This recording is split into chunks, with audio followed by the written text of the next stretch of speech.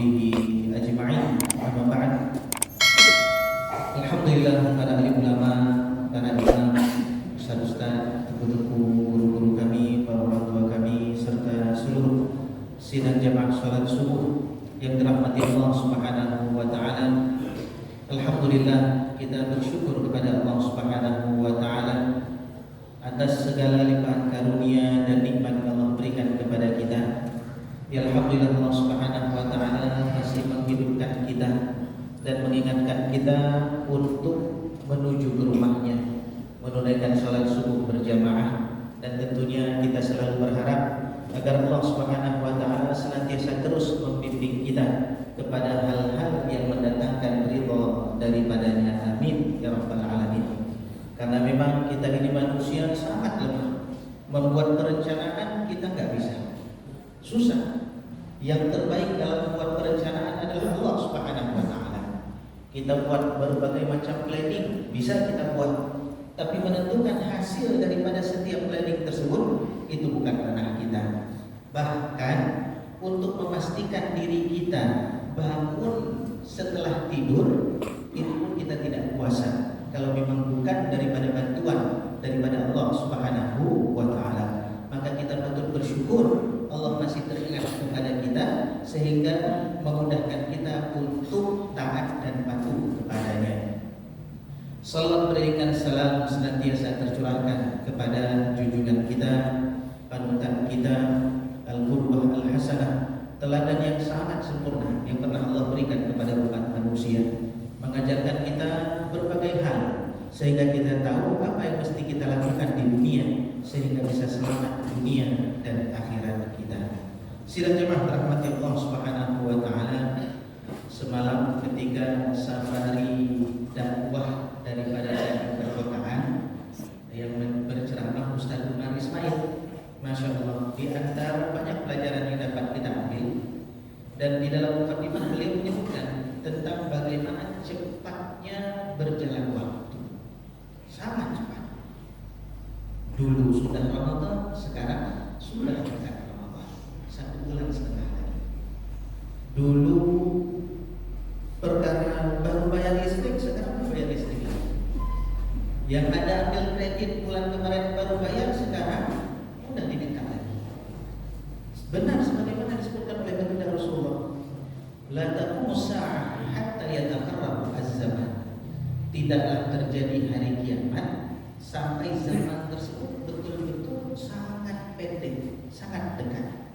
Fatarul sanah kasyahr, 1 tahun itu ibarat 1 bulan, dan 1 bulan ibarat 1 Jumat, bahkan 1 minggu ibarat 1 hari.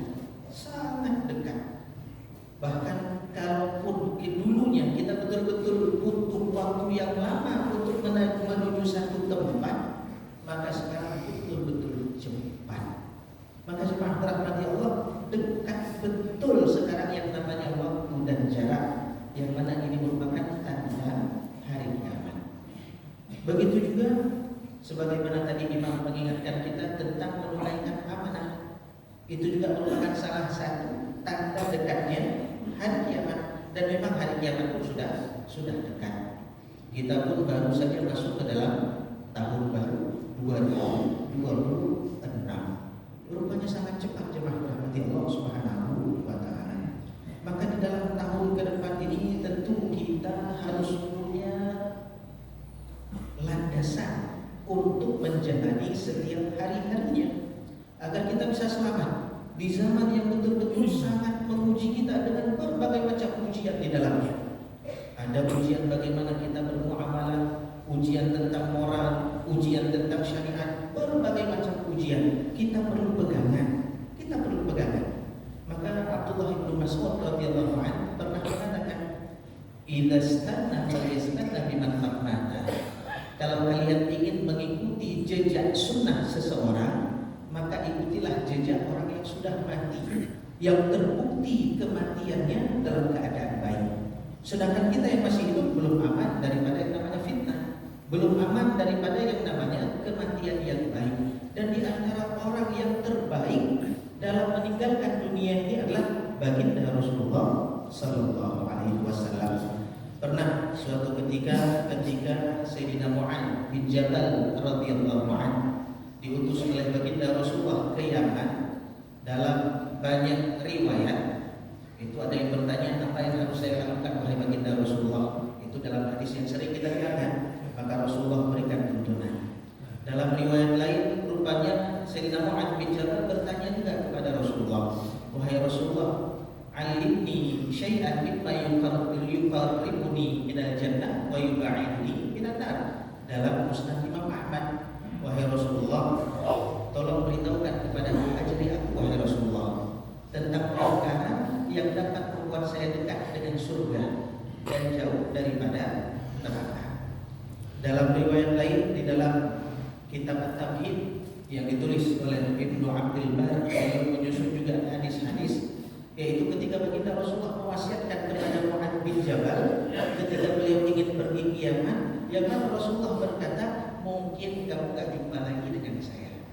Apa wasiat daripada baginda Rasulullah kepada seorang Mu'adz bin Jabal untuk bisa menjadi pegangan kalau memang gak ada lagi baginda Rasulullah sallallahu alaihi wasallam? Beliau mengatakan, ittaqillah, takwalah kalian kepada Allah.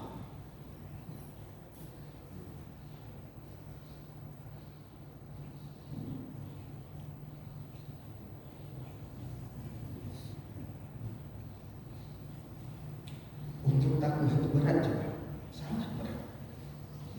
Apalagi di kondisi kita di zaman sekarang. Bukan hanya takwa yang disampaikan oleh baginda Rasul, tapi haitsu ma kunta, dimanapun dan kapanpun kalian berada. Mungkin di masjid kita mudah pakai, kita mudah pakai baju kuku untuk sholat, kita mudah pakai peci. Tapi ketika di rumah, siapa yang jaga kita? Kalau bukan karena takut kita kepada Allah, susah untuk pakai peci saja sholat, susah.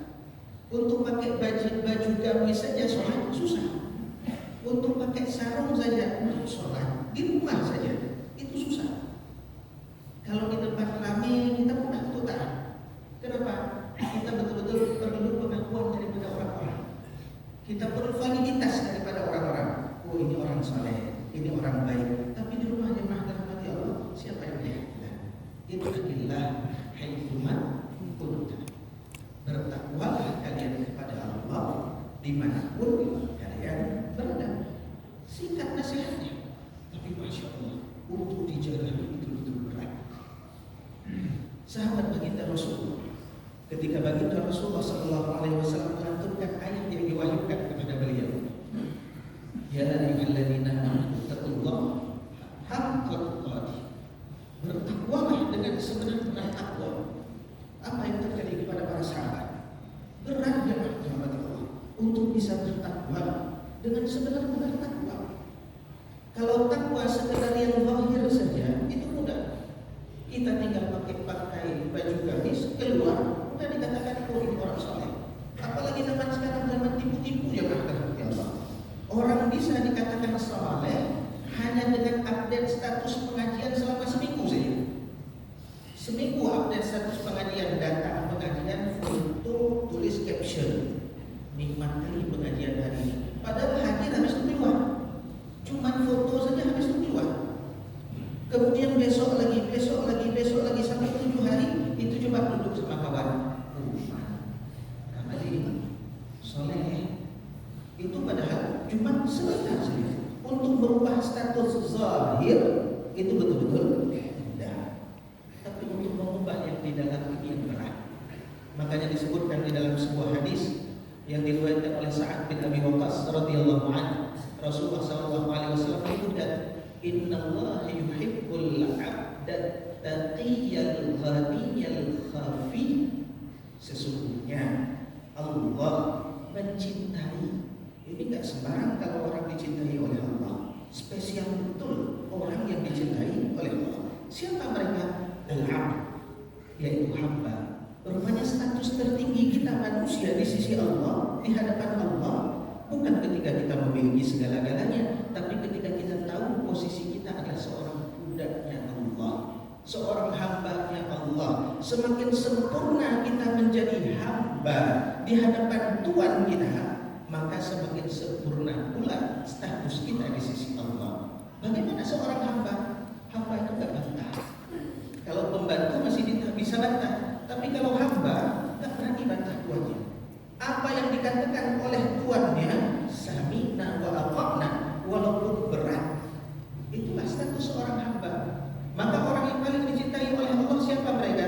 Al-'abd, yaitu yang betul-betul menjalani statusnya di atas dunia ini dengan sempurna sebagai status seorang hamba. Al-'abd, bagaimana hamba? Gak berani menyombongkan dirinya.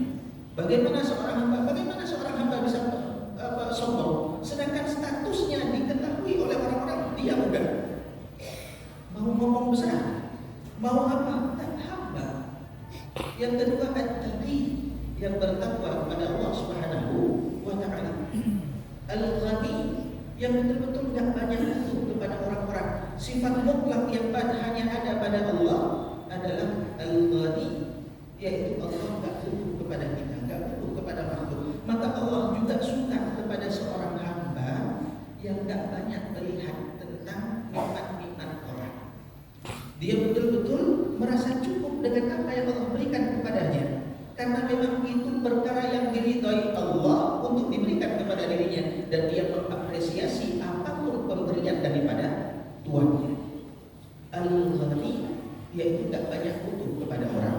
Kita kalau terlalu banyak butuh kepada orang yang dirahmati Allah, siap-siap kita akan menjadi tawanannya. Apa kata para ulama dalam pepatahnya disebutkan, istaghni amman syi'ta takun nadhira. Kalau kita tidak banyak butuh kepada orang, maka kita sebanding dengan orang tersebut. Walaupun kita tidak punya jabatan, walaupun kita tidak punya banyak uang, tapi karena kita tidak pernah butuh kepada dia, walaupun dia kepala ini, walaupun dia ini, tapi kita tidak pernah butuh kepada dia, kita seimbang.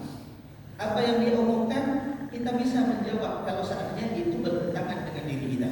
Takun nadhira, karena kita tidak butuh kepada dia. Tapi ihtaj ila man syi'ta, silahkan kamu berkebutuhan kepada siapapun yang kamu mau, tapi harus siap takun asirah, kamu akan menjadi tawanannya. Kita selalu butuh kepada dia, selalu ini, apa yang terjadi? Kita akan menjadi tawanannya. Tidak bisa nolak lagi. Kenapa? Dia banyak memberikan kebaikan kepada kita, apa yang kita butuh dia sediakan. Maka untuk bilang tidak jadi berat. Kemudian yaitu apa? Wa ahsin ila man syi'ta, berbuat baiklah kepada siapa saja yang kau sukai. Maka apa yang terjadi jemaah rahmati Allah, kita akan dimuliakan oleh orang. Kita selalu buat baik sama dia, maka kita akan jadi pemimpinnya. Al-ghani, Allah suka hamba yang ghani, yang tidak banyak berkebutuhan kepada orang-orang. Kemudian al-khafiyah, ini yang berat. Al-khafiyah itu apa? Betul-betul tersembunyi jemaah rahmati Allah. Dia berbuat baik, tak peduli bagaimana tentang keadaan manusia. Yang penting dia buat baik karena Allah Subhanahu wa ta'ala. Karena yang memberikan ganjaran bukan orang, tapi Allah. Dia berbuat baik tidak diakui sama orang-orang, itu adalah kebaikan daripadanya. Bahkan ada orang yang memanfaatkan kebaikan tersebut untuk menaikkan namanya. Dia tak peduli, saya bukan urusan sama dia, Allah tahu itu saya yang kasih. Walaupun dia mengambil manfaat daripada apa yang saya kasih, dia kasih ganjaran kepada saya, bukan dia, tapi Allah Subhanahu wa ta'ala. Al-khafi, tidak nampak. Dan jemaah rahmati Allah, dengan bergaul dengan banyak orang, itu kita tahu, Masya Allah, rupanya banyak orang-orang yang tersembunyi, yang memang tak dikenal, tapi jemaah rahmati Allah, rupanya memiliki manfaat kebaikan kepada orang-orang yang sangat banyak. Pernah di masjid di Manasah, ketika ngasih pengajian subuh sebelum subuh, keluar dari rumah agak cepat sedikit, ala dikeliling-keliling lihat-lihat. Azan subuh jam 5 lewat sekian.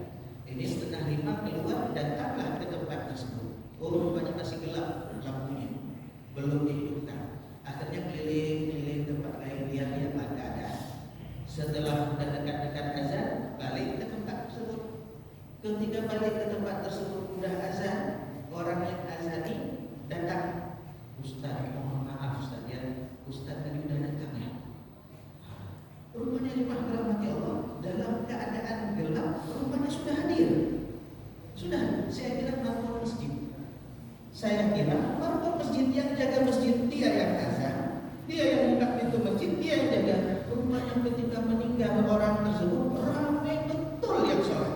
Saya tanya siapa, saya nggak tahu bagaimana jabatan orang. Jadi ketika tahu, rupanya orang sangat terpandang.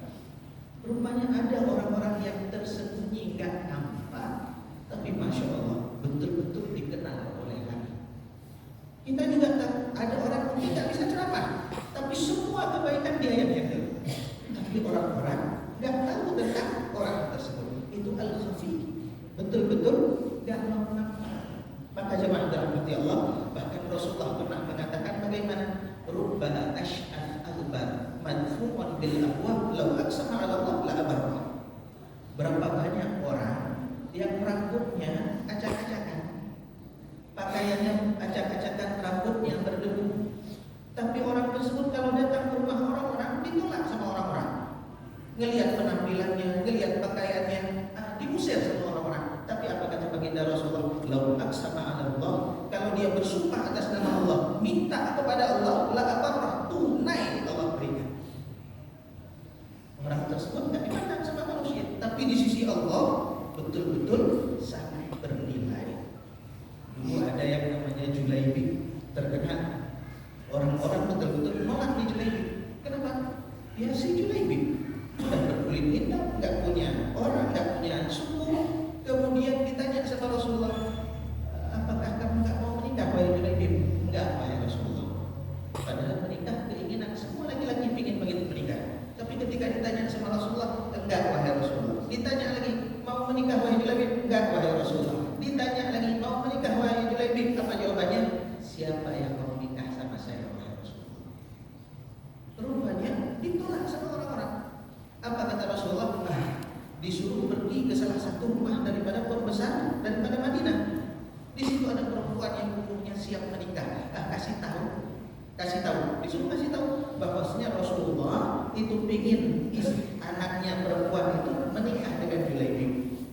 Ketika datang utusan daripada Rasulullah bertanya tentang anak perempuannya tersebut, saya utusan daripada Rasulullah. Rasulullah tanya, betul kalian punya anak perempuan ini, kalau bahasa kita, betul kalian punya anak perempuan yang umurnya siap menikah? Saya utusan daripada Rasulullah. Rasulullah tanya itu, cepat jawab, ya kami punya anak perempuan yang siap menikah. Dikirain mau dinikahi sama Rasulullah. Ya kami punya anak perempuan yang siap menikah. Akhirnya utusan dikasih tahu kepada orang tuanya, saya diutus sama Rasulullah, katanya anaknya disuruh nikah sama Julaibi. Apa kata orang tuanya? Oh kami tunggu dulu musyawarah dulu. Tapi kalau Rasulullah yang minta, nggak musyawarah lagi, langsung dinikahkan. Tapi karena Julaibi yang minta, yang dinikahkan, akhirnya musyawarah dulu. Untuk anak ini perempuan yang saleh. Datang bertanya kepada orang tuanya, siapa yang datang? Oh yang datang utusan Rasulullah. Apa yang dikatakan utusan Rasulullah daripada Rasulullah? Dikatanya kamu disuruh nikah sama Julaibi, cepat tunaikan. Kata anak tersebut. Maka jemaah dirahmati Allah Subhanahu wa taala, ketika perang apa yang terjadi? Semua syuhada sudah dikumpulkan. Rasulullah bertanya, hal tafqiduna min ahad? Ada enggak yang ketinggalan daripada orang kita yang wafat tapi belum dikumpulkan? Oh, sudah wahai Rasulullah. Hal tafqiduna min ahad? Ada yang lain lagi? Jawabannya enggak ya Rasulullah. Sudah semuanya. Hal tafqiduna min ahad? Ada enggak yang lain yang belum kalian kumpulkan? Enggak wahai Rasulullah. Baru Rasulullah bilang, saya kehilangan Julaibi. Baru sibuk semua sahabat cari Julaibi. Rupanya enggak dianggap. Apa yang terjadi jemaah dirahmati Allah? Mendapati Julaibi itu berada di bawah 7 orang musyrik yang berhasil dibunuh oleh Julaibi. Diangkat dengan tangan baginda Rasulullah dengan mengatakan, dia itu dari saya dan saya daripada dia. Ini bagaimana orang yang kadang-kadang nggak dipandang di tengah-tengah orang, tapi di sisi Allah betul-betul bernilai. Ini paling yang dilihat, oh penceramahnya hebat, penceramahnya bagus. Di belakang penceramah ini ada orang-orang yang ikhlas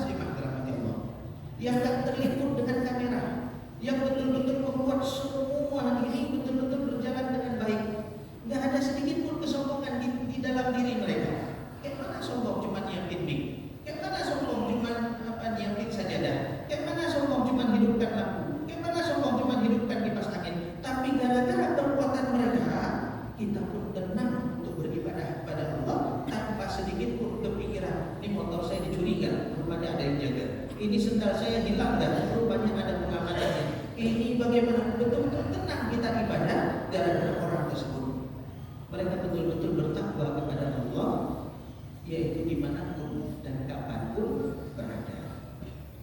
Kemudian Rasulullah SAW melanjutkan, wa atbi'il sayyi'atal hasanata tamhuha.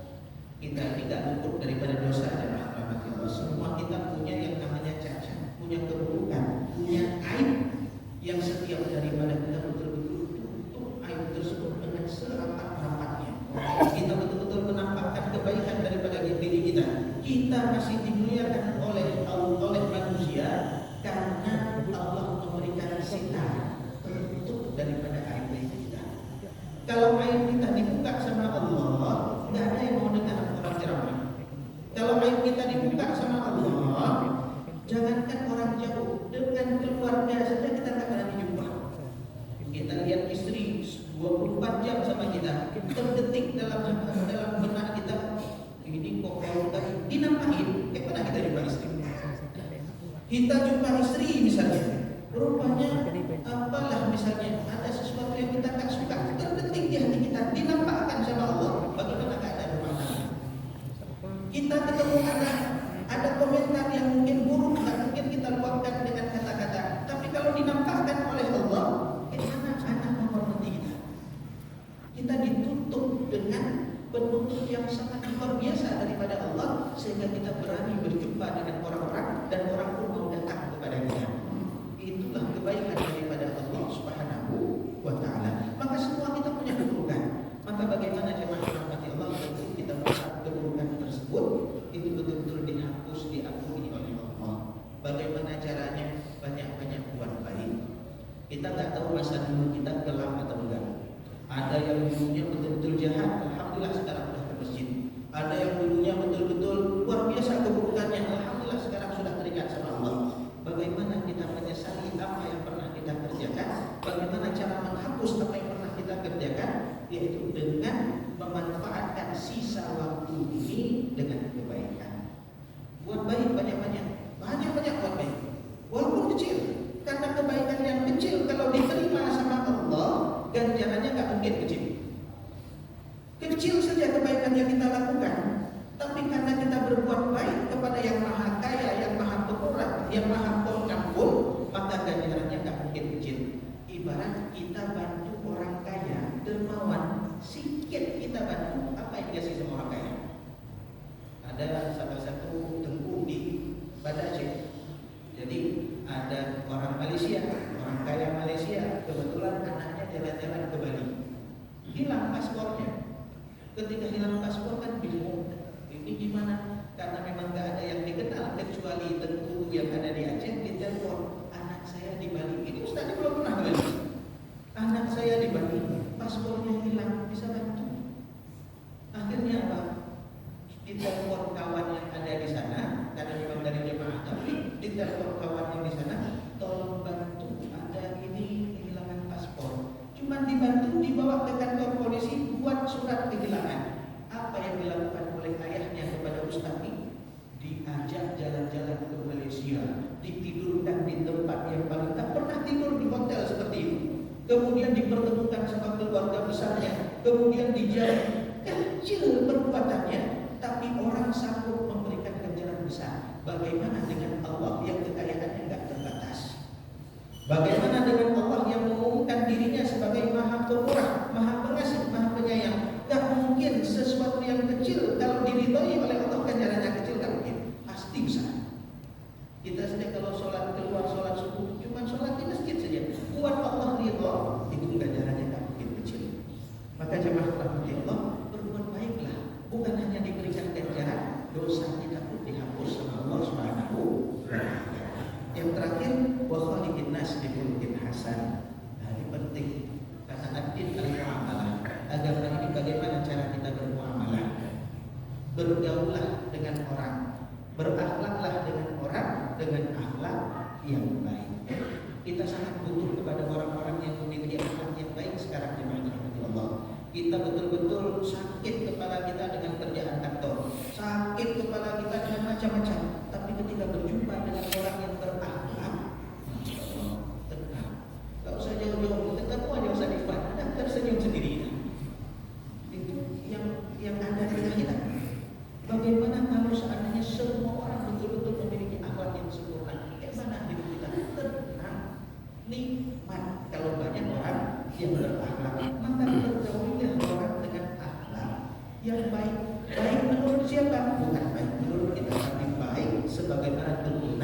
daripada syariat. Berakhlaklah. Jemaah rahmati Allah, kita yang alhamdulillah sudah Allah ingatkan kita untuk ke masjid, untuk ngaji, harus bedalah dengan orang yang gak ngaji. Bagaimana bukti ilmu itu bermanfaat? Kita amalkan. Kita sudah tahu akhlak yang baik itu seperti apa. Tinggal satu saja PR-nya, mau gak menerapkan akhlak tersebut dalam kehidupan sehari-hari kita. Kadang-kadang ada orang yang gak ngaji misalnya, tapi akhlaknya baik. Bagaimana? Itu alhamdulillah udah baik, kita doakan semoga lebih baik lagi. Saya teringat pernah saya cerita juga ketika ceramah, yaitu ketika antri bensin waktu musim, waktu antri panjang. Itu apa? Jam 4 pagi keluar, carilah mana pom bensin yang bukan 24 jam. Rupanya nggak ada. Dari Lamdingin ke Kampung Mulia, kemudian keluar sampai ke daerah Surya sana, saya putar ke Lamsayur, ke Lambaru, ke Santan, nggak ada yang buka. Mobil udah antri banyak-banyak. Akhirnya apa? Pulang aja ke Lamdingin, di sana ada juga pom bensin, walaupun belum buka, yang penting dekat rumah. Udah antri, pergi sholat subuh. Pulang sholat subuh ke rumah, siapin buka, siapin air, siapin pisang. Kata istri, ini bawa pisang 2 biji, jangan nanti nggak makan lagi. Udah bawa pisang 2 biji, antrilah di situ. Antrilah 2 jam lebih ya Allah. Tapi uniknya di samping saya ada anak muda, biasa saja penampilannya, ngobrol. Setelah ngobrol bilang, Pak, sebentar Pak ya, tolong lihat motor saya. Rupanya apa yang dilakukan pemuda yang jemaah Allah ketika pagi itu pergi beli kue sama beli air. Beli kue sama beli air untuk dibagikan kepada orang-orang yang antri. Karena waktu pagi itu waktu sakral. Perlu betul-betul kalau dia protes susah. Dia bagi-bagi dalam pikiran saya, Masya Allah, saya ada air, pisang 2 biji, saya tidak lihat pada orang lain. Sedangkan dia yang pakai motor itu teringat untuk beli makanan pada mahasiswa untuk duit. Itu ambil makanan dari tempat beli makanan, dibagi-bagi kepada orang. Mahal atau di situlah betul. Rupanya banyak betul orang yang baik tapi tidak terlihat. Makanya mahal hati Allah, berusahalah untuk berbuat baik dan berakhlak dengan akhlak yang baik. Kenapa? Dengan akhlak yang baik inilah kita menjadi betul-betul tenang, tentram, damai. Kalau orang tak punya akhlak, jemaah rahmati Allah, tak usah jauh-jauh, mulut aja nggak bisa dijaga. Itu susah hidup kita. Susah hidup kita. Maka jemaah rahmati Allah, 3 hal ini takwa kepada Allah, belajar sikit-sikit. Jangan ketika ramai orang saja kita mau bertakwa. Jangan ketika di masjid saja kita mau bertakwa. Di rumah kita disuruh bertakwa. Di pasar kita disuruh bertakwa. Di kantor kita disuruh bertakwa. Di Medan, di Jakarta, di luar negeri kita disuruh bertakwa. Jangan di Aceh saja kita bertakwa. Kemudian yang kedua, banyak-banyak berbuat kebaikan. Karena kebaikan itu tak memperindah diri kita di dunia saja. Di akhirat yang membuat kita indah adalah kebaikan yang kita lakukan di dunia. Di akhirat tidak ada pakaian-pakaian kemuliaan kecuali dengan amalan-amalan yang pernah kita kerjakan. Kalau di dunia kita ingin ketemu orang dengan pakaian yang bagus, perlu duit. Di akhirat, di yaumul mahsyar, kita ingin pakaian yang bagus dengan apa? Dengan amalan yang kita punya. Sholat kita memberikan pakaian yang bagus kepada kita. Muamalah kita kepada orang membuat diri kita indah nanti di hari kiamat. Dan berakhlaklah dengan akhlak yang baik, karena sesungguhnya akhlak di zaman sekarang itulah yang banyak menyelamatkan orang daripada segala keburukan. Mudah-mudahan bermanfaat. Subhanallah wa bihamdika, asyhadu an la ilaha illa anta, astaghfiruka wa atubu ilaik. Wassalamualaikum warahmatullahi wabarakatuh.